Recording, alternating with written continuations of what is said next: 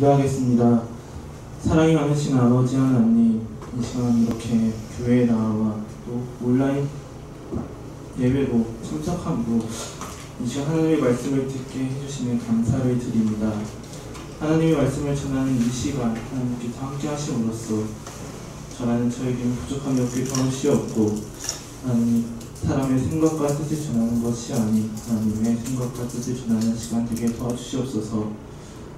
또 말씀을 듣는 성도님들과 함께 하셔서 이 시간 은혜가 가득하게 도와주시옵고, 말씀을 듣고 깨닫는 것을 멈추는 것이 아닌 이 말씀이 성도님들의 삶에 녹아들어서 그 말씀의 말씀대로 삶을 살아갈 수 있도록 도와주시옵소서. 사랑이 많으신 예수님의 이름으로 기도했습니다. 아멘. 네, 오늘은 하나님 나에게 아래에 거하는 룻, 하나님 나에게 아래에 거하는 룻이라는 제목으로 말씀을 나누고자 합니다. 이제 오늘 본문은 룻기 2장 10절에서 13절이지만 룻기 1장부터 오늘 말씀을 이제 보면서 룻이 어떠한 가정의 환경 속에 있었는지, 그 가정에 어떠한 일이 있었는지를 보고, 또 룻이 어떻게 하나님의 나에게 아래로 나아왔는지, 그 결과가 어떠한지 보면서 말씀을 나누고자 합니다. 룻기 1장 1절과 2절을 보겠습니다. 제가 읽겠습니다. 사사들이 치리하던 때에 그 땅에 흉년이 드니라. 유다 베들레헴의 한 사람이 그 아내와 두 아들을 데리고 모압 지방에 가서 우부하였는데, 그 사람의 이름은 엘리멜렉이요 그 아내의 이름은 나오미요 그 두 아들의 이름은 말론과 기련이니 유다 베들레헴 에브라 사람들이더라. 그들이 모압 지방에 들어가서 거기 유하더니, 이제 룻이 있던 당시의 시대는 사사들이 치리하던 시대였습니다. 즉 당시의 시대적 배경은 사사 시대였습니다. 사사 시대는 이제 많은 특징을 가지고 있지만 그 중에 하나는 사사 시대에는 왕이 없었다라는 것입니다. 이 왕이 없었다라는 말이 사사기 곳곳에 나오는데 17장 6절에 보면은 그때에는 이스라엘의 왕이 없으므로 사람마다 자기 소견에 오른 대로 행하였다라고 성경은 말하고 있으며, 사사기 맨 마지막 부분인 21장 25절에서도 그때 이스라엘의 왕이 없으므로 사람이 각각 그 소견에 오른 대로 행하였다라고 말하고 있습니다. 사사들이 치리하던 이 사사 시대에는 물론 제도적으로 그리고 정치적으로는 왕이 없었습니다. 하지만 중요한 것은 이 이스라엘 민족에게 있어서 왕이 없었던 적은 없습니다. 이스라엘 민족에게는 항상 왕이 있었는데, 그 왕은 아브라함에게 언약을 주시고 모세를 통해 출애굽하시며 또 여호수아를 통해서 약속하신 가나안 땅으로 인도해 주신 하나님께서 과거에서부터 그 시대까지 계속해서 왕으로 계셨습니다. 하지만 그 시대에 이 사람들은 그것을 기억하지 못하고 자기의 소견에 옳은 대로 행하였다라고 말하고 있는데, 1절에 나온 엘리멜렉 또한 마찬가지로 하나님의 뜻대로 행동하는 것이 아닌 자기의 소견에 옳은 대로 행동하고 있습니다. 1절 말씀을 보면은 그 유다 베들레헴에 흉년이 들었다라는 것을 알 수 있습니다. 그리고 그 흉년에 대처하는 엘리멜렉의 행동은 모압 지방으로 거주하는 것이었습니다. 엘리멜렉은 생각했습니다. 지금 내가 있는 이 유다 베들레헴은 흉년이니 잠깐 동안 모압 지방에 우거하면서 그 흉년을 피하자라고 생각했던 것입니다. 엘리멜렉은 나름대로의 그 경험과 나름대로의 지식 그리고 판단으로 모압 지방으로 가는 것을 결정했을 것입니다. 분명 엘리멜렉은 그 행동을 한 것에 있어서 나름대로의 노력도 했을 것이고 고민도 했을 것이며 또 철저하게 준비를 했을 것입니다. 하지만 중요한 것은 이 엘리멜렉의 행동에는 사람으로서는 많은 노력이 있었지만 그에게 정말 중요한 하나님을 잊고 의지하지 않고 그러한 행동을 했다라는 것입니다. 엘리멜렉은 이제 모압 지방으로 나아갔는데, 이 모압이라는 땅은 하나님이 아닌 이방 신들이 있던 곳이며 또 모압 사람들은 하나님께서 말씀으로 금지하신 사람들이었습니다. 엘리멜렉은 흉년이 있더라도 여호수아를 통해 하나님께서 약속하신 그 땅에서 살아야 됐었지만 사람의 판단하에 여호와 하나님을 떠나고 하나님의 율법과 규례를 떠나서 이방 신들이 있는 곳으로 또 그 신들을 섬기는 이방 민족의 나라 모압으로 간 것입니다. 하나님께서는 이 이방 민족에 대해서 지속적으로 그들과 분리되라고 말씀하셨는데 그 이유는 그들을 통한 이방 신들의 전파가 있었기 때문입니다. 우리는 이방 민족으로부터의 영향이 어떠한지를 솔로몬 왕을 통해서 알 수 있습니다. 지혜로웠던 이 솔로몬 왕은 왕위에 오른 초기에는 독실한 신앙을 가진 왕으로서 하나님에게 총애를 받고 하나님에게 축복을 받은 왕이었습니다. 그 나라는 번영했으며 하나님은 솔로몬에게 지혜를 주셨고 하나님의 성전이 그 솔로몬 시대에 건축되기도 했습니다. 하지만 시간이 지나면서 솔로몬은 700명의 아내와 300명의 첩을 거느렸는데 그 아내와 후궁 중에는 이방 여자들이 끼어 있었으며 그들로 인해서 이스라엘의 그 이방 나라의 우상 종교가 들어오게 되었습니다. 솔로몬은 그들이 섬기는 이방 신들을 허용하게 되었고 그 신당을 위해 신당을 각 곳에 짓는 죄를 하나님에게 범하기도 했습니다. 엘리멜렉은 흉년을 피하기 위해 모압으로 나아갔지만 그것은 단순히 땅을 옮겨 거주하는 것이 아닌 하나님을 떠나는 것이었습니다. 그는 그의 가족과 함께 하나님께서 인도해 주신 땅을 떠났으며 하나님의 율법으로부터 멀어져서 이방 신들과 또 그러한 신을 믿는 이방 민족이 있는 나라로 간 것입니다. 흉년을 피하기 위해서 인간으로서 노력은 했지만 그 노력을 함에 있어서 하나님을 생각하지 않는 엘리멜렉과 그 가족의 모습이 3절에서 5절에 나옵니다. 제가 읽어드리겠습니다. 나오미의 남편 엘리멜렉이 죽고 나오미와 그 두 아들이 남았으며 그들은 모압 여자 중에서 아내를 취하였는데 하나의 이름은 오르바요 하나의 이름은 루시더라. 거기 간지 10년 즈음에 말론과 기륜 두 사람이 다 죽고 그 여인은 두 아들과 남편의 뒤에 남았더라. 분명 엘리멜렉은 흉년을 피하고 그 흉년을 피함으로써 살기 위해 모압으로 나아갔는데 엘리멜렉이 죽었고 또 그 남은 두 아들 말론과 기륜이 죽었다라고 성경은 말합니다. 살기 위해서 모압으로 나아갔지만 한 가정의 남자들이 다 죽은 것입니다. 또 21절에도 그 가정의 모습이 나옵니다. 내가 풍족하게 나갔더니 여호와께서 나로 비워 돌아오게 하셨느니라. 흉년을 피해 모압으로 나아갈 때에는 그 가정이 풍족했지만 그 흉년이 다시 베들레헴으로 돌아올 때는 빈손으로 돌아오고 있다고 성경은 말하고 있습니다. 엘리멜렉의 삶에 흉년이 온 것처럼 우리의 삶에도 흉년이 올 수 있습니다. 그 흉년은 누구에게나 올 수도 있고 언제든지 올 수 있고 또 그 시간과 때를 알지 못한 채로 여러 가지의 모습으로 우리에게 다가올 수도 있습니다. 어쩌면 저희는 오늘날 그 코로나라는 흉년의 시간을 보내고 있을지도 모릅니다. 하지만 여기서 정말 중요한 것은 우리가 처한 상황에 있어서 그것을 준비하고 대비할 때 우리는 최선을 다해 우리의 경험과 지식으로 그 환경을 준비하는 것도 중요하지만 그 과정 중에서 하나님을 잊거나 떠나서는 안 된다는 것입니다. 이스라엘 민족을 약속의 땅으로 인도해 주신 그 하나님을 잊지 않아야 하고 그 하나님을 믿으면서 그 하나님을 떠나지 않아야 할 것입니다.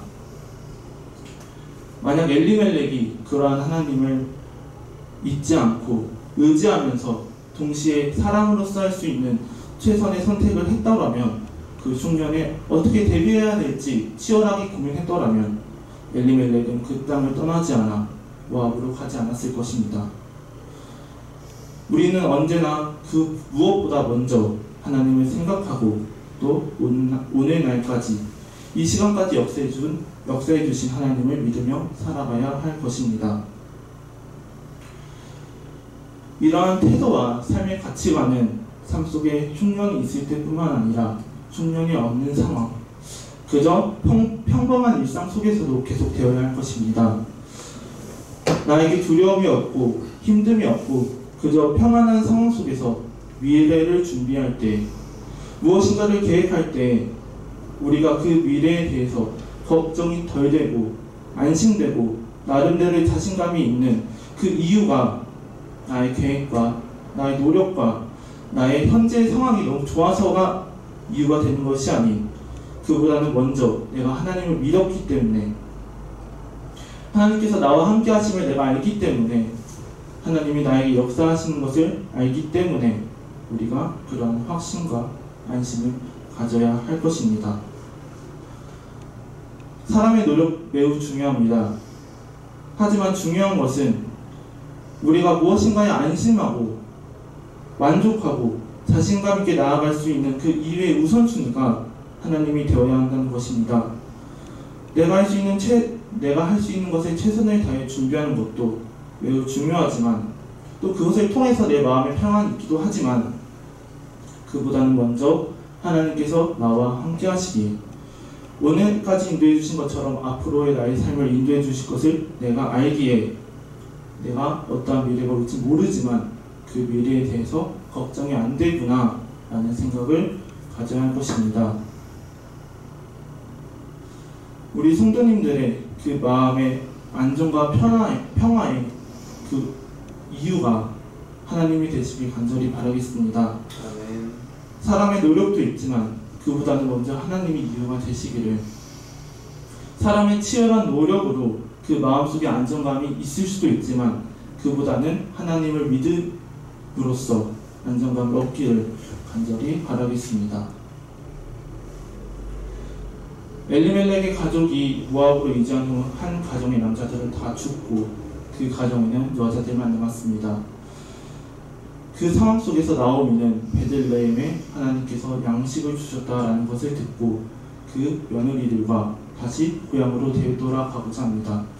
그렇게 베들레헴으로 다시 돌아가던 중 나오미는 그 가정에 남자가 없는 것을 보고 며느리들을 배려하면서 이제 각자의 집으로 돌아가 새 남편을 얻으라고 말합니다. 계속되는 나오미의 그 권유에 오르바라는 여자는 그 집으로 돌아가지만 룻은 계속해서 나오미를 쫓아갑니다. 룻이 집으로 돌아가라는 그 나오미의 권유에도 계속해서 그녀를 쫓아가는 이유에는 여러 가지가 있을 테지만 그 중에 하나는 나오미를 사랑했기 때문에 계속해서 쫓아간 것일 것입니다. 이 시어머니 나오미를 향한 룻의 사랑의 모습이 14절에 나오고 있습니다. 제가 읽어드리겠습니다. 그들이 소리를 높여 다시 울더니 오르바는 그 시모에게 입맞추되 룻은 그를 부쫓았더라. 14절에서는 이제 룻이 그 시어머니인 나오미를 붙쫓는다고 말합니다. 이 붙쫓는다라는 것은 공경하거나 마음으로 가까이 섬기며 따르는 것을 말하는데, 이 14절의 새 번역 성경에서는 룻이 오히려 시어머니 곁에 더 달라붙었다라고 말하고 있습니다. 또 16절과 17절에서도 그 모습이 나옵니다. 16절에 보면은 나로 어머니를 떠나며 어머니를 따르지 말고 돌아가라 강권하지 마옵소서. 어머니께서 가시는 곳에 나도 가고 어머니께서 유숙하시는 곳에 나도 유숙하겠나이다 라고 말씀이 나옵니다. 16절에는 이제 어머니가 유숙하는 곳에 나도 유숙하겠다라고 룻이 말하고 있는데, 이 유숙하겠다라는 말은 단순히 모압에서 베들레헴으로 가는 그 길에 유숙하는 것만을 가리키는 것이 아닌, 나오미가 비록 정착하지 못하고 안정된 삶을 누리지 못한 채 아그네가 된다 하더라도 그러한 고달픈 삶마저 함께 나누겠다라는 말을 하고 있습니다. 또 17절에서는 어머니께서 죽으시는 곳에 나도 죽어 거기 장사될 것이다 라고 말하고 있는데, 16절에서 어머니가 유숙하시는 곳에서 유숙하고 17절에서는 어머니가 죽으시는 곳에 죽겠다고 말하는 이 룻의 고백이 살아서도 함께 어머니와 하고 죽어서도 어머니와 함께하는 그 룻의 놀라운 사랑을 보여주는 것 같습니다. 이렇게 룻은 나오미를 따라서 베들레헴으로 나아갔지만 단순히 사랑했기만이 아닌 더 나아가서는 나오미가 믿는 하나님을 믿었기 때문에 나오미를 따라 나선 것입니다. 16절에서 룻은 말합니다. 어머니의 백성이 나의 백성이 되고 어머니의 하나님이 나의 하나님이 될 것입니다. 라고 말합니다. 어머니의 백성인 이 이스라엘 민족은 하나님의 백성인데 내가 하나님의 백성이 되겠다라고 룻은 말하고 있으며 그 하나님이 나의 하나님이 될 것이다 라고 말하고 있습니다. 어쩌면 룻은 그 가족을 통해서 하나님을 들었을 것입니다. 들음으로 하나님을 알게 되었을 것입니다. 그리고 그렇게 하나님을 믿었을 것입니다. 비록 그녀가 본 하나님을 떠나온 가족의 모습은 한 가정의 모든 남자는 죽고 빈손으로 다시 고향으로 돌아가지만 그럼에도 불구하고 그 가족을 통해서 들은 하나님을 믿으며 또 그와 동시에 시어머니인 나오미를 사랑하기 때문에 베들레헴으로 돌아가고 있는 것입니다. 하나님을 믿음으로 베들레헴에 온 룻은 먼저는 하나님을 믿었고 그 후에 그 당시 룻이 할 수 있는 최선의 행동을 함으로써 살아가고 있습니다. 그 모습이 룻기 2장 2절에 나옵니다. 모압 여인 룻이 나오미에게 이르되 나로 밭에 가게 하소서. 내가 네게 은혜를 입으면 그를 따라서 이삭을 주겠나이다. 나오미가 그에게 이르되 내 따라 갈지어다 하매. 나오미가 아닌 룻이 말하고 있습니다. 나로 밭에 가게 하소서. 내가 네게 은혜를 입으면 그를 따라서 이삭을 주겠습니다. 당시 이스라엘에는 이제 하나님께서 가난한 자들을 위해 준비해 두신 제도가 있었습니다. 일종의 사회적 방안이 있었습니다. 그리고 그것은 이삭 주기였습니다. 레위기 19장에 보면은 하나님께서 가난한 사람들을 위해 또는 타국인을 위해 곡물을 벨 때에는 모퉁이까지 다 베지 말며 또 떨어진 이삭을 줍지 말라고 말하고 있습니다. 여자이자 과부였던 또 이방 민족의 여인이었던 룻이 그 이스라엘 베들레헴에 살 수 있었던 것은 이삭 주기였습니다. 어쩌면 룻이 있는 그 유다 베들레헴은 그녀에게 어렵고 위험할 수도 있는 환경이었을 것입니다. 하지만 그러한 상황 속에서도 룻은 먼저 하나님의 말씀과 율법을 알았고 또 하나님을 믿었고 나오미를 사랑했기 때문에 그 이삭을 주우러 나간 것입니다. 그리고 그렇게 이삭을 주우러 나간 룻의 모습이 열심을 다해 이삭을 줍는다라고 성경은 말하고 있습니다. 7절에 보니 한 종이 보아스에게 룻에 대해서 말하는데 아침부터 와서 잠시 집에서 잠깐 쉰 것 외에는 계속해서 일을 한다라고 룻의 모습을 말하고 있습니다. 즉 이것은 사람으로서 열심을 다해 일을 하는 것입니다.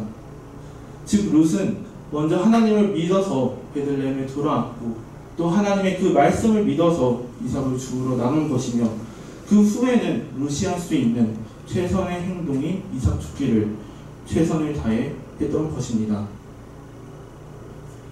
그렇게 하나님을 믿음으로 나온 룻에게 하나님께서는 보아스라는 사람을 통해서 역사하십니다.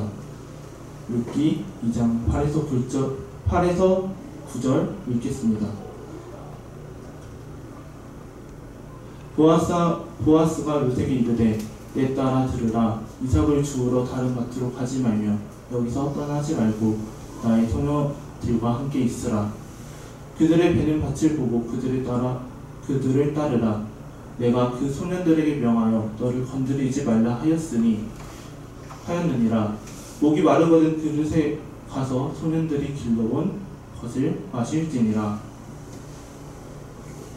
보아스가 룻에게 말합니다. 이삭을 주우러 다른 밭으로 가지 말며 여기서 이삭을 주어라. 그리고 나의 소년들과 함께 있으라. 또 내가 소년들에게 너를 건드리지 말라고 말해 놓았다. 너가 목이 마르면 언제든지 일꾼들이 길러온 물을 마셔라 라고 말했습니다. 보아스는 다른 밭으로 다니지 말고 이곳에서 이삭을 주우라고 룻에게 말함으로써 룻이 밭을 찾아다닌 그 수고와 또 그 밭의 주인이 혹시라도 나쁠 수도 있는 그 상황에 대한 걱정을 해결해 주었으며, 여자들과 함께 이삭을 죽게 하고 그 남자들에게 룻을 건드리지 말라고 말하면서 룻의 안전을 보장해 주었습니다. 또 힘든 상황에서 물을 마시라고 룻을 배려해 주었습니다. 이러한 보아스의 배려에 룻이 대답하는데 그것이 오늘의 본문입니다. 10절 말씀 읽겠습니다. 룻이 땅에 엎드려 절하며 그에게 이르되 나는 이방 여인이오늘 당신이 어찌하여 내게 은혜를 베푸시며 나를 돌아보시나이까. 룻이 말합니다. 나는 이방 여인인데 어째서 당신이 나에게 은혜를 베푸며 나를 돌아보십니까? 그리고 그에 대해서 보아스가 말합니다. 11절에서 12절 말씀 보겠습니다. 보아스가 그에게 대답하여 가로되 내 남편이 죽은 후에 내가 시모에게 행한 모든 것과 내 부모와 고국을 떠나 전에 알지 못하던 백성에게로 온 일이 내게 분명히 들렸느니라. 여호와께서 내 행하신 일을 보응하시기를 원하며 이스라엘의 하나님 여호와께서 그 날개 아래 보를 받으러 온 내게 온전한 상 주시기를 원하노라. 보아스가 말합니다. 너가 한 행동을 알고 있다. 너가 시어머니에게 행한 것과 너가 부모와 고향을 떠나서 이곳에 온 것을 알고 있다. 그러한 너에게 하나님께서는 너가 행한 대로 갚아주시기를 원하며 하나님의 날개 아래로 보호를 받으러 온 너에게 하나님으로부터 하나님께서는 너에게 상을 주시기를 원한다 라고 말합니다. 11절과 12절을 보면 그저 보아스라는 한 사람이 룻에게 큰 은혜를 베푸는 것처럼 보이기도 합니다. 하지만 이는 하나님께서 이 보아스라는 한 사람을 룻을 향한 하나님의 은혜의 통로로, 하나님의 역사하심의 통로로 사용하신 것입니다. 나오미와 룻이 이 베들레헴으로 돌아온 때에는 보리 추수가 막 시작될 무렵이었습니다. 룻은 이제 이삭을 주우러 밭으로 나아갔는데 성경에서는 이 룻이 우연히 보아스의 밭으로 나아갔다라고 말하고 있습니다. 또 그때 마침 보아스가 베들레헴에 막 도착해서 밭으로 나아오고 있다고도 성경은 말하고 있습니다. 룻은 보아스라는 사람을 알지 못했고 그 밭이 보아스의 밭인지도 모르는 상태로 나아갔으며 보아스 또한 룻이 나아온 것을 모르는 상태로 그 밭으로 나아간 것입니다. 모압으로부터 베들레헴으로 돌아온 그 시기와 룻과 보아스의 그 우연의 만남은 세상 사람들이 보기에는 말 그대로 우연의 만남일지도 모르지만 하나님을 믿는 우리에게는 우연이 아닌 필연이며 하나님의 역사하심일 것입니다. 하나님께서는 그들을 위해 계획하셨으며 그들에게 역사하신 것입니다. 보아스라는 말이 성경에 또 나오는데 솔로몬이 성전을 지을 때 두 기둥의 이름, 그 입구에 두 기둥이 있었습니다.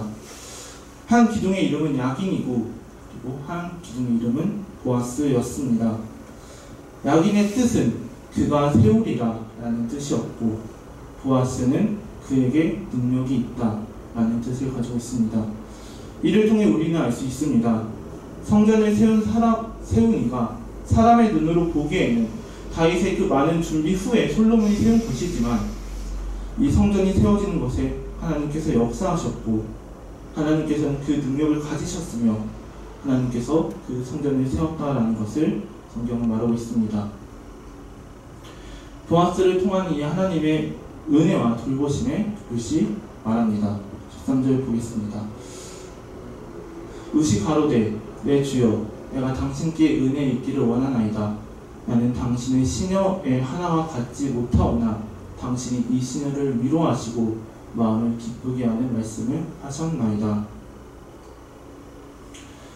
내가 당신에게 은혜 받기를 원하옵니다. 나의 모습은 당신의 시녀만도 못하지만 나를 위로하고 나의 마음을 기쁘게 하시니 감사합니다. 라고 말합니다. 룻은 그녀가 그 당시에 할 수 있는 이삭 죽기라는 행동을 최선을 다해 최고의 성실을 다해 행했습니다. 그리고 그 열심의 이유를 보니 하나님을 믿는 마음에서 시작되었으며 그렇기 때문에 그 말씀에 따라서 최선을 다해 행동했던 것입니다. 과부이면서 이방 민족이었던 룻은 먼저는 하나님을 믿었고 의지했으며 그 후에 하나님의 율법에 따라서 사람으로서 할 수 있는 최선을 다했는데 그때 하나님께서 룻에게 역사하신 것입니다. 이러한 룻에게 하나님께서 보아스를 통해 역사하신 것처럼 오늘날 우리에게도 하나님의 역사하심이 있기를 바랍니다. 오늘날 성도님들께서 무엇을 준비하거나 계획하시거나 또는 행동하시거나 진행하는 것이 있으십니까? 그러한 것이 있다면 또 혹은 앞으로의 미래를 준비하는 것에 있어서 걱정보다는 안심이 되고 불안보다는 확신이 있으십니까? 그렇다면 그 이유가 미래에 대한 걱정 없음의 그 이유가 미래에 있어서 신뢰의 이유가 내 마음이 안정되는 이유가 언제는 하나님이 되시길 바라겠습니다. 내가 하나의 목표를 가진 것에 있어서 정말 완벽하게 준비하고 계획하고 치밀하게 진행을 해와서 걱정이 없을 수도 있지만 나의 능력이 너무 뛰어나서 혹은 내 주변 동료의 능력이 너무 뛰어나서 그것에 대해서 걱정이 없고 안심이 있을 수도 있지만 이것들보다는 먼저 하나님께서 나를 이끌어 주시기에 과거에서부터 오늘날까지도 나를 인도해 주신 하나님이 앞으로도 나를 인도해 주실 것을 믿기에 가진 것이 아무것도 없어도 이삭을 주우러 나간 그 룻에게 역사하신 하나님이 오늘날 나에게도 역사하실 것을 믿기에 그 무엇인가에 대해서 그 미래에 대해서 자신감과 확신을 가지시기를 바랍니다. 아멘. 내 삶 속에서 그 어떤 것에 있어서 든든하고 자신만만한 이유가 먼저는 하나님이 되시길 간절히 바랍니다.